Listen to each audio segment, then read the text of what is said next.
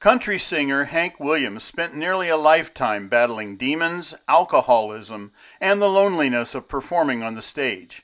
His abbreviated recording career featured 55 singles that reached the top 10 of the Billboard country and western bestsellers. Before he reached the age of 10, he began his professional career in Montgomery, Alabama, playing on local radio stations and at schools, movie theaters, and bars.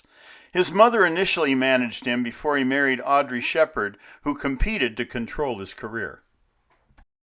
Their marriage lasted until 1952, when Sheppard divorced him. He expediently married Billie Jean Horton afterwards. She was unable to fill the void that troubled his tormented soul.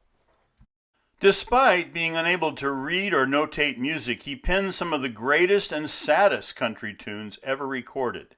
He influenced numerous artists, and many others would cover his compositions.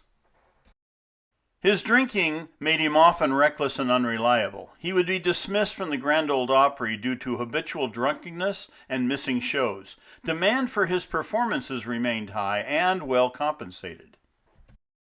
He suffered physically from chronic back pain and a congenital spinal condition. He often ignored doctors' advice and self-medicated with painkillers and alcohol. His performances were frequently erratic based on his degree of sobriety.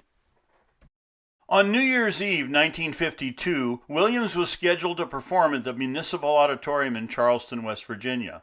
A severe snowstorm disabled all flights out of central Alabama. He hired college student Charles Carr to drive him from Montgomery to the venue. En route, they stopped in Birmingham, Fort Payne, and Knoxville, Tennessee. The weather remained inclement, and the Charleston show was canceled.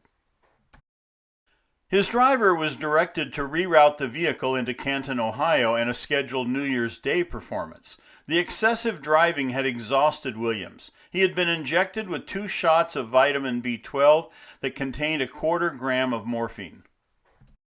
Carr and Williams crossed the Tennessee state line into Bristol, Virginia.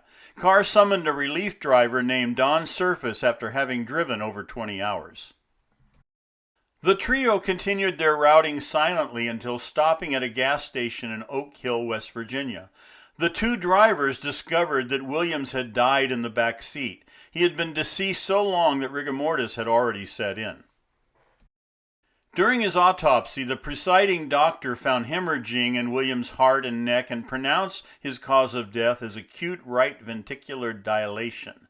Williams had been involved in a fight days before in Montgomery where he had been severely beaten and kicked in the groin. A welt was still visible on his head. His death seemed predictably inevitable due to his detrimental lifestyle. Many were still shocked that he would only last until the age of 29.